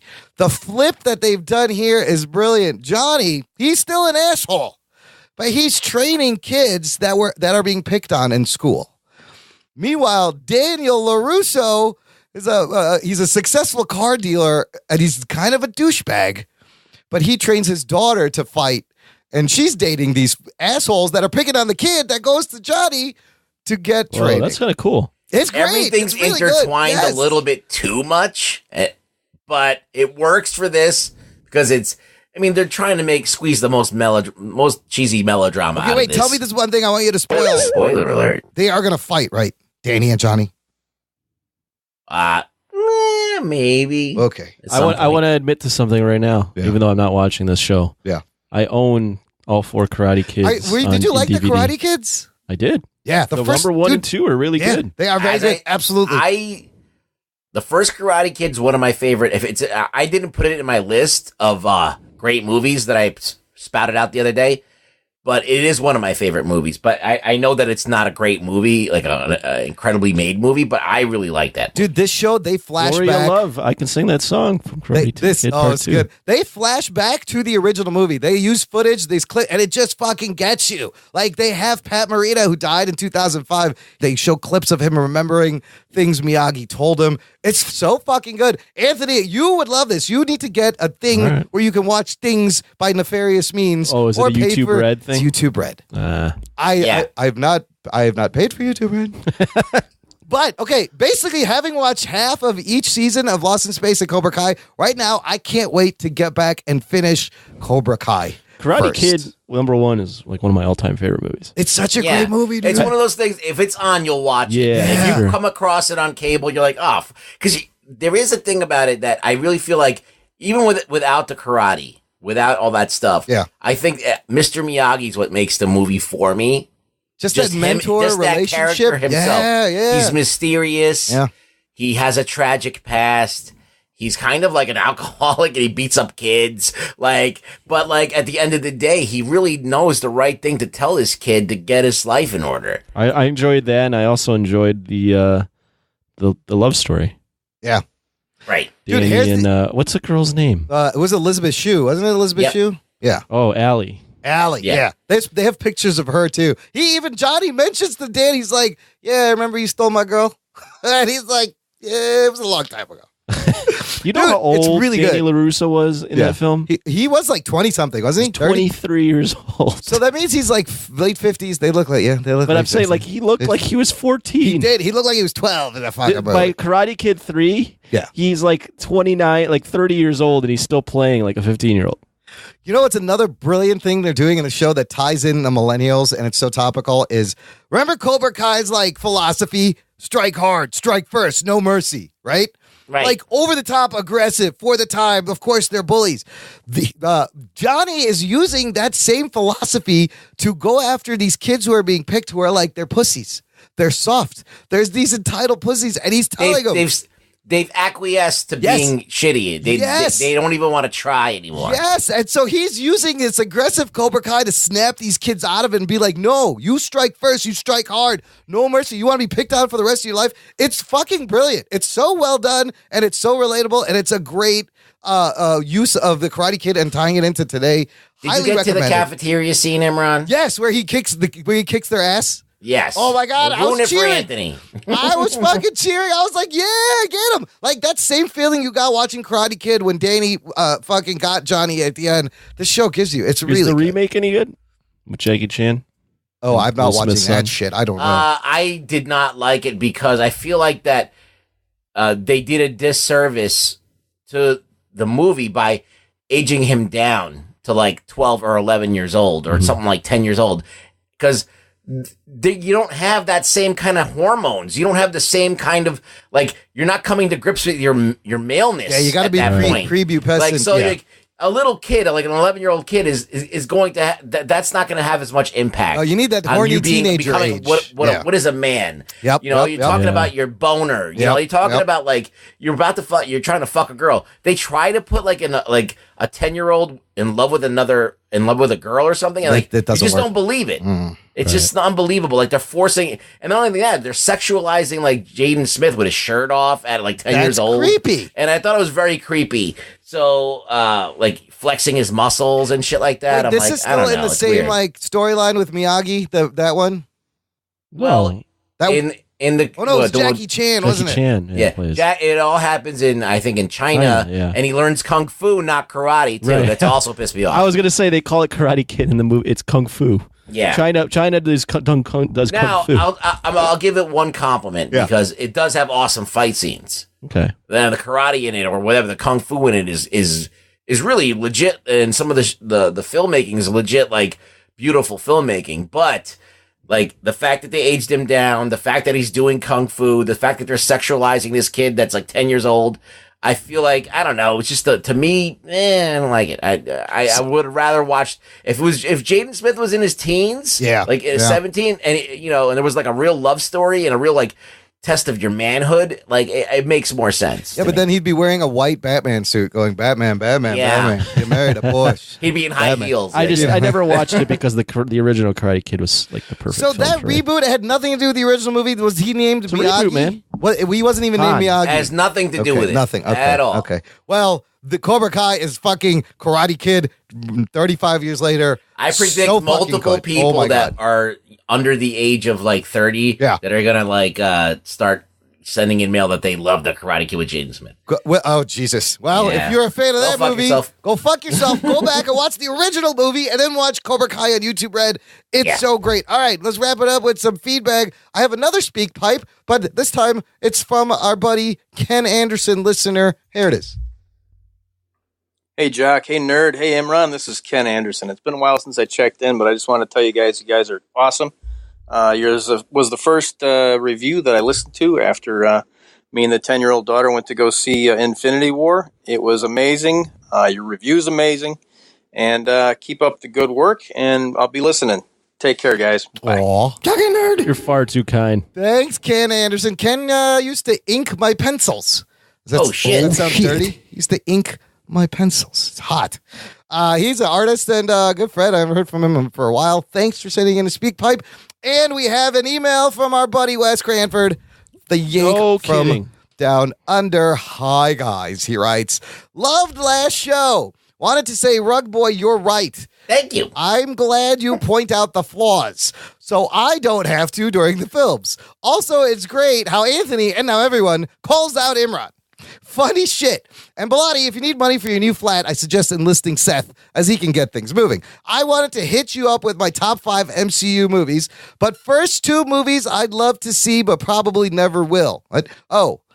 First 2 movies I want to see, but probably never will. The Invaders, that I mentioned before, and Secret Avengers. Maybe both good pulls. Both are great. Both would be great ideas. Maybe a good story of Cap and his group after they broke out of the raft. He was just so cool in this movie. His character arc has really grown. Cheesy to Bond-like. Here's his top 5. Number 5, he has Captain America, the First Avenger. Number 4, he has Guardians of the Galaxy. Number 3, Civil War.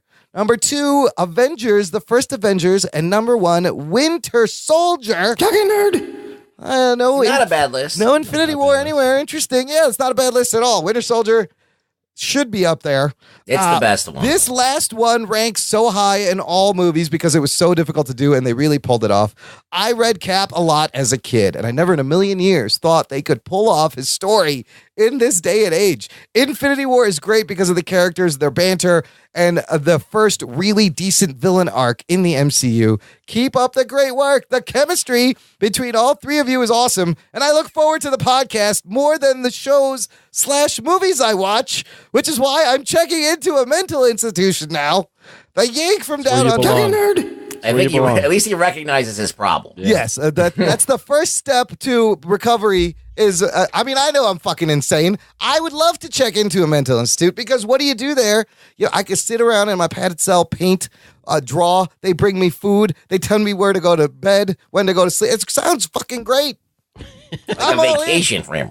Yeah, I get to meet really interesting people on a daily basis. Like that is my fucking place. I may have to just walk myself in. Yeah, just for shits and giggles. I can arrange that. Okay, good. Get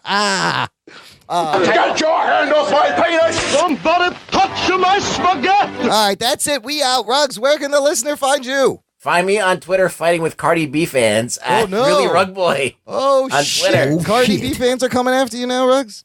You want to hear about this before? Yeah. I want to hear about real this. Quick. All right. If you read the exchange, it's so funny. So Cardi B was on the Howard Stern show. Okay. I'm a big Howard fan. Yeah. And I I was like, they posted like Howard Stern posted, we had Cardi B on, and then so I tweeted back, I said, that was kind of a downgrade for me, so no thanks. And all of a sudden, the swarm of Cardi B fans. Are you serious? That's all you said? Yeah. She's like, it's not even that bad. Like, Howard Stern's a downgrade. He's a fucking old fucking prune. Oh my God. And I'm like, dude, Cardi B is not even in the microcosm of how fucking powerful and famous and how fucking legit this dude's been for like 30 plus years. He's fucking carried companies on his back. How is Cardi B like any better than Howard Stern? Like that she downgraded herself to go on his show and get like 20 million people to listen to her. So I just went back and forth, and she just started. The first thing she did was pulled out the race card. Oh no! You don't understand Cardi B because you're white. So that was the first thing. Then the second thing, you don't know anything about hip hop. One person that at Cardi Queen of Rap. Yes. Oh my God. She has 58 followers. Listener, you have to go to Rug Boy's Twitter page at Really Rug Boy. It goes on for a long time. This is unbelievable. But basically, my point was like Cardi B is cool right now, but she's gonna be just like Foxy Brown or or Lil' Kim. No one. When's the last time someone's like Lil' Kim? Like, no, you haven't heard about anything about her. She's not been relevant in years. I'm like, that's Cardi B in a couple years. So it's like, okay, so you're gonna get all hyped, and she's the queen of rap for now, and then she's gonna go away. There's very few rappers that have the longevity as, like, say, Jay-Z or this girl got seriously upset. What the fuck over Cardi B? She's like, don't speak for people because you aren't even of the culture. You said Lil' Kim wasn't influential. You're clearly senile or just out of touch. What the fuck is going on here? Oh, how far down do I have to scroll down to find this? Keeps okay, so it goes forever. The original tweet is May 9th at what time is this? May 9th, 8:07 p.m. Look for the tweet from May 9, and it all starts from there. Oh, yeah. Okay, well, while you look through that... Now I'm insulted that Anthony doesn't follow my tweet. Anthony, you're not down on this? This happened... I thought he'd be, like, actively looking at some stupid shit I say. Yesterday. It only happened yesterday, so I didn't even know this was happening. He does not give a fuck. It's fine. Good for you. Wow. This is a great Twitter thread. Check it out. Also, check out our store, jockandnerd.com/shop. We're having a sale May 16th to 20th. Get a t-shirt for $14. I got Geek Boner shirts and Spoiler Time shirts just for you, listener. And, of course, tell a friend. Spread the geekery. Share the show IRL on social media. Fucking write it in something. Pee it in the snow. I don't know what I'm trying to say because the show is over. My name is Imran. My name's Anthony. He's the jock. He's the nerd. Thanks for listening. We'll catch you next time. Going